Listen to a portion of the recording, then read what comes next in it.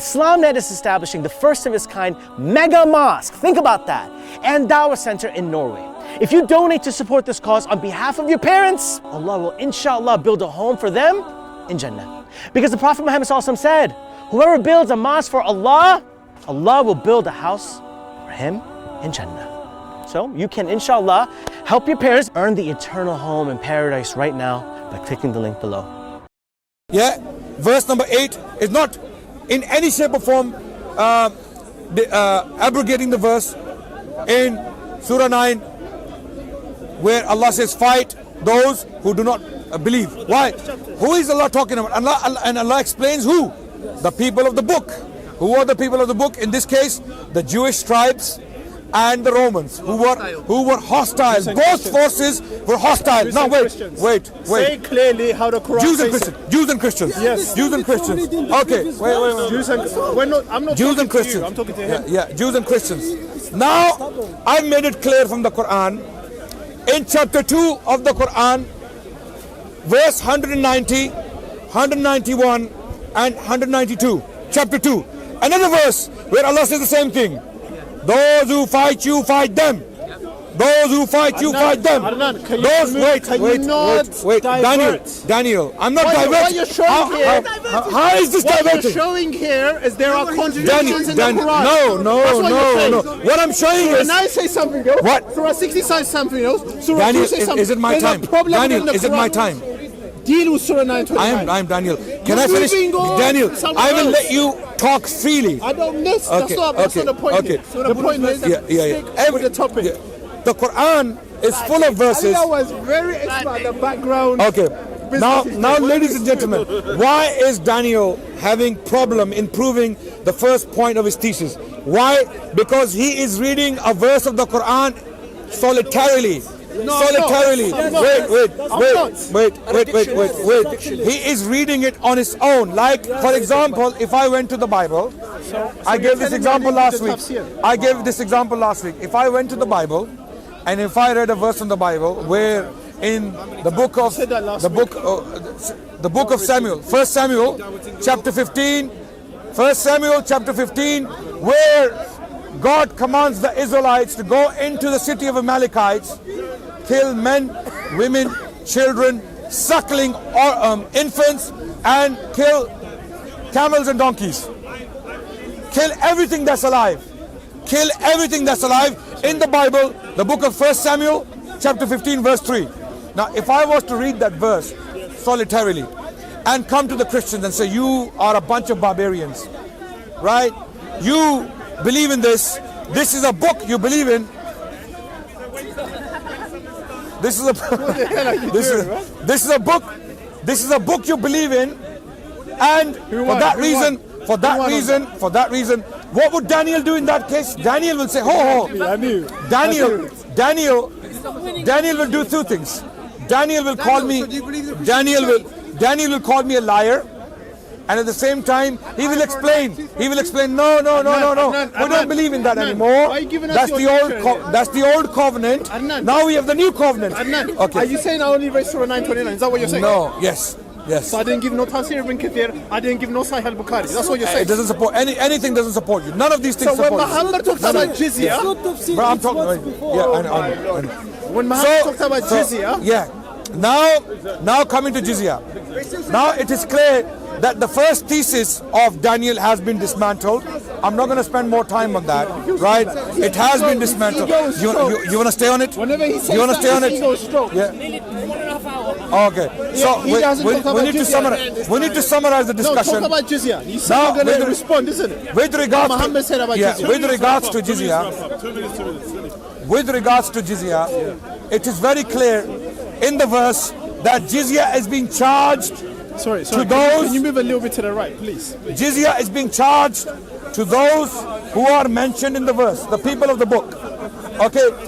Now, Jizya mentions this verse mentions the word Saghirun, which means they are subdued. They are completely subdued politically, militarily, you name it. They're subdued. They do not have the ability to fight you or threaten you to kill you again. So wherever the Jews and Christians are, first of all, those Jews and Christians who lived with the Muslims after these verses were revealed, after these verses were revealed, how many years did Jews and Christians live with Muslims? Is the question. For over 1,000 years, Bernard Lewis, who died last month, aged 101, a Zionist Jewish historian who advised the state of Israel as well as the White House. He wrote a book. Titled, I know it hurts. Please. It hurts. Jizya. Jizya is coming to Jizya. I'm coming to Jizya. Go to it straight away. Even the Muslims are sleeping. Okay. Go to it straight away, please. Bernard Lewis in this book. Bernard Lewis. Yes, check it. Bernard Lewis has got to do with the jizya. Yeah, I'll tell you why. Bernard Lewis states in this book, titled The Jews of Islam, he states, for over 1,000 years, most of the planet's Jews, they lived under the Muslims. They lived under the Muslims willingly. When they were persecuted by the Christians, they ran towards the Muslim lands. They lived under the Ottomans, they lived under the Ayyubids, and in the early period they lived under the Umayyads and the Abbasids. Now the question is, if we follow Daniel's understanding of the Jizya verses, that they are to be humiliated. Now the question is, Daniel keeps claiming humiliation. No, that's what Muhammad said. That's what your prophet said. Okay, fine. Let's respond to it. Let's see. I'm giving you the sources. Let's see. Okay. Sahih Put it out in the Arabic language. Sahih Bukhari. Humiliation is an English word, right? 55. Okay, yeah. Chapter 88. What is the hadith number in Sahih Bukhari? When you write Sahih Bukhari, yeah. book 55, chapter 88, it will come out. Oh, we'll come I to just it. wanted to deal with that. Yeah, of course we'll deal with it. So the question is now, how do you humiliate someone who has been appointed a prime minister? Let me explain. If Jews are to be humiliated by Muslims, according to Daniel's understanding, my question is, how do we humiliate a prime minister after appointing him as a prime minister? What am I talking about? I'm talking about Abdurrahman III, the most powerful king in Western Europe in the 10th century, governing the Umayyad Empire of Spain. When he was governing in Spain, right? And he was Umayyad, and he was governing by Sharia. He was governing by the Islamic law. And guess who was the prime minister of the state? Who was the prime minister? The prime minister was a Jewish man called Hyde. This is called critical study. What is he saying? Yeah, you don't know anything. Okay. No. Can you just move to the right, please, and just stay there, please? Okay. The camera's right on my face. Okay, sorry. Thank you. Wait. My question is now, let's assume Daniel is right. Can you let me do it, brother? Yeah. Let's assume Daniel is correct.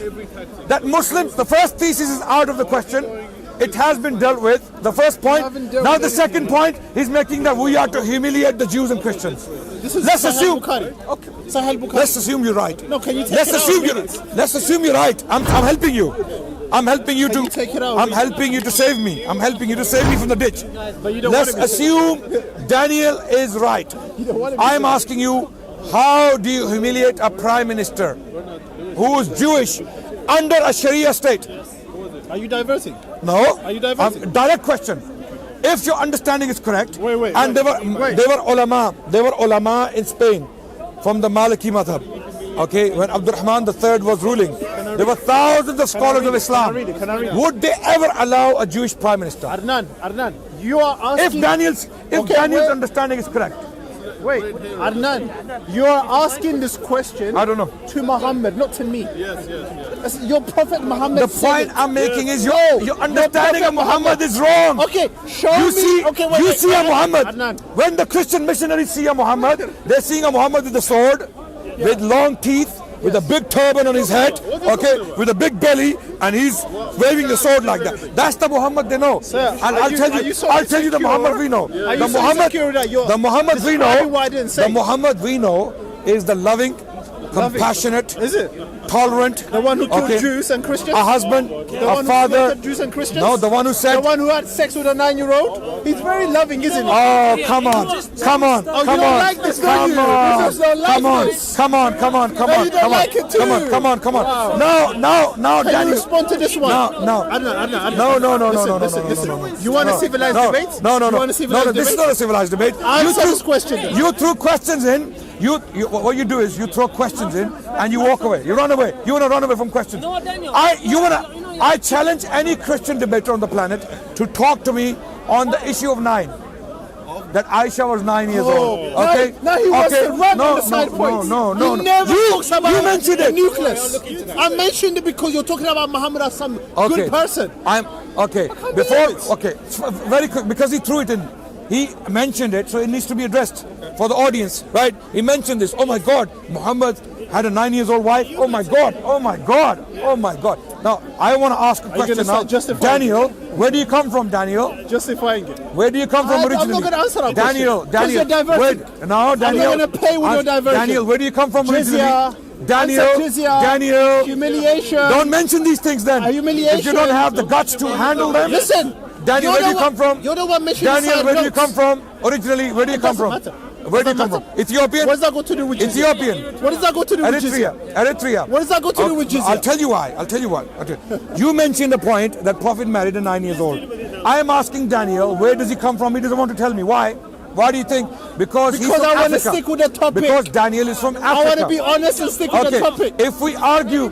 Because you jumped. That's why I talked about that. Daniel, you raised the point. I want to address it. I want to show your audiences that any single rubbish you throw at us can be responded to. Okay, respond to the Jizya one. And I want to show you. I want to show you. The reason why you're jumping on that is because you don't have anything to say. I want to show you what Muhammad said about Jizya. You don't have anything to say. I want to show you. That's why. I want to show you audiences that you are absolutely dishonest about your own history, about your own ancestors. My livelihood is under the shade of my spear, and he who disobeys my orders will be humiliated by paying the jizya. Sahih Bukhari, book 55, chapter 88. Okay. Muhammad said this. Show me my dishonesty in that. How do you humiliate a Jewish prime minister? Ask Muhammad that. You answer my question. Ask Muhammad. Don't ask me. Can you answer me? Ask Muhammad. Okay. Ask Sahih Bukhari. Don't ask me. Let's assume what Muhammad. Let's assume what Muhammad said is true. What happened in Spain? You want to assume what Muhammad? Okay, wait. You want to assume what Muhammad said is true. Sorry. It's not true. Okay. You want to assume you don't know. it is true. Okay, let me explain. In Islamic Spain, Al-Andalus, Muslims governed Spain for nearly 7 centuries. No. Yes, for the first 3 centuries of Muslim rule. For the first 3 centuries of the Muslim rule, Muslims governed as an Umayyad empire. For 3 centuries, Muslims governed as an empire, the Umayyads. And throughout the Islamic law was applied fully. In Spain, there were 2 Jewish prime ministers in this period in Spain, right? One was Hyde ibn Shaprut. Battery's going. Sir. Hyde ibn Shaprut. Jewish man. Battery's dying. Okay, I know it's dying. Yeah. So what are we gonna do? Because you're not answering the question. Well, you can take it from our footage. You're not answering the question. No, you can take it off footage. Answer the question. Okay, I don't want lecture, man. Answer the question. Answer the question. Non-Muslim paying the jizya. Yes. What's the purpose of jizya? It's a tax. It's a tax. What's the purpose? He's claiming. He's claiming. What did Muhammad say? What did Muhammad say about jizya? Humiliation. He said humiliation. That's why. No. So Muhammad going wrong. We had a long discussion on this. No. Muhammad going wrong. Yeah. Okay. Now. I don't know what to do now. Now watch this. We're going around and around and around. I'm concluding. This is the finish off. This is the finish off. Okay, I'm summarizing. You can't debate this. With regards to those reports where the Prophet said jizya is for this, humiliation, whatever. First of all, I'm not gonna believe that because I don't believe your translations. Pull it out in Arabic. Sahih Bukhari. I'm giving the resources. I'm giving the pull it out in Arabic. Numbers and chapters. What's the hadith number? I'm giving you. What's the hadith number? Sahih Bukhari, book 55, chapter 88. Okay. Take it out. Bukhari. Yeah, this is authentic. Bukhari. Sahih Wait. is authentic. Book 58. Book 55. Book 55. Chapter 80. Why we are paying? And hadith number. Hadith number. Hadith number. Yes, Sheikh. Wait. Hadith number. No, you take it out on that one. I want the idea to reach them. He's going to go. When you do that, it will come up for you. Giving him the Take it out. directly. Hadith number. It doesn't say it. Hadith number. No, that doesn't So say it. he doesn't have the hadith number. No, hey, Wait. You know Sahih Bukhari has different numbering systems? Yes. Do you know that? Give me a hadith. One of the numbering system is this one. Give me a hadith number. One. No hadith number Give on me this one. any number. So when you Any take number. it out, oh my God. hadith Just has take hadith it out, man. Take what out? Book 55, chapter I couldn't 88. find it. I make search for what you said. I couldn't find it in that number. You couldn't what? I couldn't find the number. What was the number I gave? 88, 55. 55, 88. Not 88, 55. 55, 88. Let's see. Search for it. Okay, here it is. Which one? This is book 88. Okay. That's apostates. Yeah, I don't know. What are you going to find? I put Can you chapter. go back? Can you I go put back? chapter. Can you go back? Chapter. Okay, go. Book 55, chapter 88. See here, I couldn't find it. But anyway, it's about. Wait. I need Arabic. Wait, I need Arabic. I don't need calm English. We are down. not denying You don't need the Jizya. English. It's already in the Yes, we're not denying it. We're not denying it. But what we're denying. Why are you taking it out? This game. Why are you taking I it want out? the Arabic. I want the Arabic. I want the Arabic. Until you have the Arabic, don't talk to me. that's right. Yeah, don't Because talk there to are me many because people we don't lying. want Answer, that's we don't why. want your spins on our hadith. can't answer. The point is, even if it's true, let's say even if the hadith says that my provision is on the tip of my spear and we will humiliate the Jews. Who is he talking about? Rasulullah sallallahu alaihi wasallam. The Prophet is in continuous warfare with the Romans, with the pagans of Quraysh, show me with where the that is Jewish the case. tribes like Khaybar. The Prophet is in continuous warfare. show So me this that is then. the language of war. Show me that. This is the language of war. This cannot be used, you know what we call nuance of the Islamic sources or critical thinking on the Islamic sources.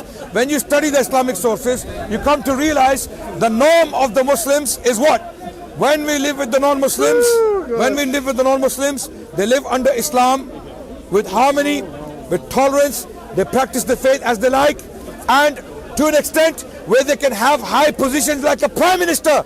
I gave you two examples. Hazda ibn Shaprut was the prime minister of Spain in the 10th century. Then Samuel Hanagit was the prime minister in Granada of Spain, Jewish man. So if Daniel is correct in his understanding that every single Jew, every single Christian is to be humiliated, then there would be humiliation throughout the Islamic history. Exactly. The Jews would never find a refuge with the Muslims. The Christians would never find a refuge with the Muslims. What I'm telling you is all the Muslims disobeyed Muhammad. Yes. What you're saying to me? By your understanding, yes. But Muhammad said it's By for your humiliation. understanding, Oh yes. my God, this guy.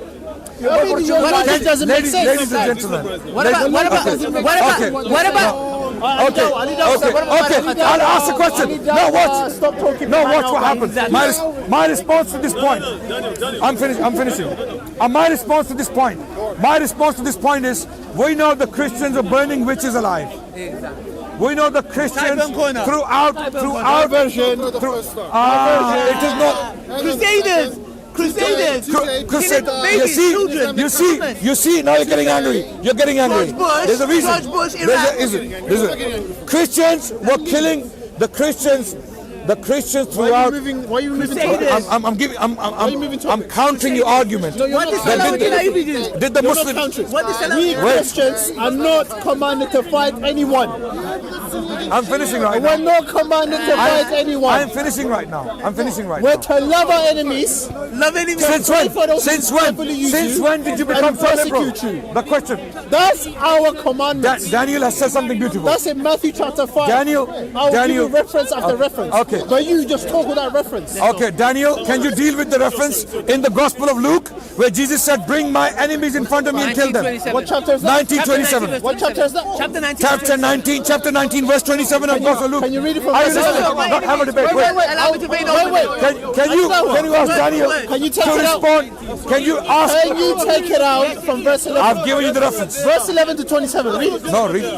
No, read it. So what's that? What's that got to do? Read it. What's that got to do with one verse? What?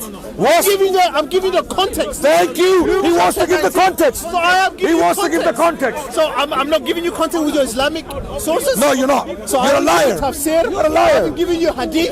I haven't given you Quran. That's what you're saying. Listen. You know what? Let the audience decide on that. Let the audience decide.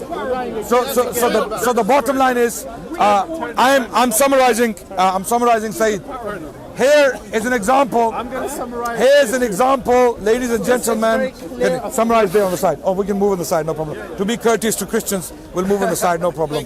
Okay, yeah, no problem. Thank you. But this is clear. This is clear that Christian missionaries are not only ignorant, they are dishonest. They are dishonest. When you give them the context, they don't want to know. And when you corner them with one of the arguments. Okay, can you before you read Sahih al-Bukhari, I have a request. Can you now tell us why did Jesus say, "Bring my enemies in front of me and kill them"? Jesus never said that about him. It was a parable about a servant. Thank you. What was the purpose of the parable? The parable explains itself right there. Okay, what? So It explains. Who is the king? Who is the king? Jesus. In the parable, who's the king? Who is the king in the parable? So Jesus in the parable, Jesus is talking about himself. That those of my enemies who do not believe in me, bring them hither and kill them. These Christians have a new 20th century, 21st century spin on it. Previously, the Christian history is full of massacres, full of indiscriminate killing of Jews, crusades of Muslims as well, right? And those are very illiberal ages. Now with the rise of liberalism, in the 19th century onwards, the Christians have become very liberal. They have adopted this new liberal secular view of Christianity, which is a pacifist view of Christianity. You understand? Previously, in the 19th century, Christians were not talking like this, that we are complete pacifists. We don't believe in violence. No, it wasn't like that. Christians did believe in violence, and they perpetuated violence throughout the planet, right? What about Muslims? Did Muslims do violence? Yes, of course. When they were attacked. In some cases, when they were not attacked. Okay, Muslim empire has many bad examples we can give. But what was the norm? What was the Muslim policy towards Jews and Christians? It is from history we learn that 90% of world's Jews, 90% of the world's Jewish population lived under the protection of Islam for 1,000 years. The question is why? Why would Jews choose Muslims over Christians? Bernard Lewis answers the question. He goes, because Jews were treated far better in the Muslim lands than they were in the Christian lands. In the Christian lands, Jews were being accused of dicide. What is dicide? Dicide is killing of God, the murder of God. Because Jews were accused of killing Jesus Christ. Who is Jesus Christ? He's God. For that reason, throughout the Middle Ages, the Jewish people were persecuted. There were laws imposed against them. Their books were burnt. Their libraries were burnt. They were exiled, in some cases from countries. In the 13th century, King Edward I exiled the entire Jewish population. Soon after, King Philip of France exiled the entire Jewish population. The question is, where did they go? They went to the Muslim lands in Spain. And when the Catholics took Spain in 1490s, or when the process of Reconquista started, when the Catholics started to come from the north, taking land from the Muslims in Spain, the Jews kept moving downwards. They kept moving southwards with the Muslims. And then when the entire peninsula was occupied by King Ferdinand and Isabella in the late 15th century, those Jews who could migrate, they migrated to Morocco. And those who could not, in the next century, throughout the 16th century, there was the process of Christianization. The Inquisition, the Spanish Inquisition kicked in, and this Inquisition forced the Muslims, who were known as Moriscos, and the Jews, they were forced to either die or accept Christianity. And that's why you do not find any Muslims from that period in Spain. The Muslims we have today in Spain, they are immigrants. They came into Spain in the 20th century. Before the 20th century, no sign of Muslims. Completely wiped out. Right? Did the Muslims do this to any race, any people, any religion? Even in the most hostile of places, Muslims did not adopt a genocidal policy. And in the complete history of Islam and Muslims, only one example keeps coming up. Which one? Guess which one? Of genocide. Armenian genocide. Armenian genocide in the early 20th century. Close to the First World War. Right? Why that? What happened to the history of Islam from the year 1 to the year 1300? Nothing. Ask them to bring out a genocide. What is a genocide? A systematic wiping out of a people, either due to their race or religion. You will not find an example in the Muslim chronicles of that. If you do, you will see that the Muslims were the first victims. What examples come up? Timur the Lame, also known as Timur the Lame. In the 14th century, he wreaked havoc. He killed more Muslims than he killed anyone else. Who did he attack? Timur. He conquered Central Asia, Muslim. He conquered Syria, Muslim. He came to Delhi in India, Muslims governing Delhi. So even the genocides, the victims were the Muslims. So the point is, Muslims did not have this genocidal policy like some of these Christian missionaries like to claim, and when they are confronted with evidence, they have nothing to say. They know they expose, they're liars. These people are out here to lie to the audiences, and I feel sorry for the audiences, right? That's why we are here, so that the picture is clear and people can know the truth. So Islam never had this policy of absolutely humiliating Christians and Jews. There's no doubt there were restrictions on Jews and Christians, but they had the businesses, they had the churches, they had the bishops. We have testimonies throughout the world, throughout the history, where Jews and Christians are praising Muslims and Islam. One example very quickly, an Israeli, we can debate now if you want. No, you need to prepare. You need to prepare so that you can bring up some lies. Are you ready now? 10 minutes. 10 minutes. 10 minutes on the watch. 10 minutes. I'll finish you in 10 minutes. I'll finish you in 10 minutes. Okay, let's debate next week. No. You don't want to debate next week? No, I don't want to debate you again. Well, I believe you're disingenuous. I believe you're liars. Yeah. If you want to discuss now, you have the time in front of our cameras. It's Muslim audience. Come, you can confuse the Muslim. Why not now? Why not now? You print out some lies. Stop running. Yes, you need to print out some lies. Yeah. Don't run. Yeah. Do some homework. Yes, go and do some homework and see that your entire ancestors were also doing the same thing.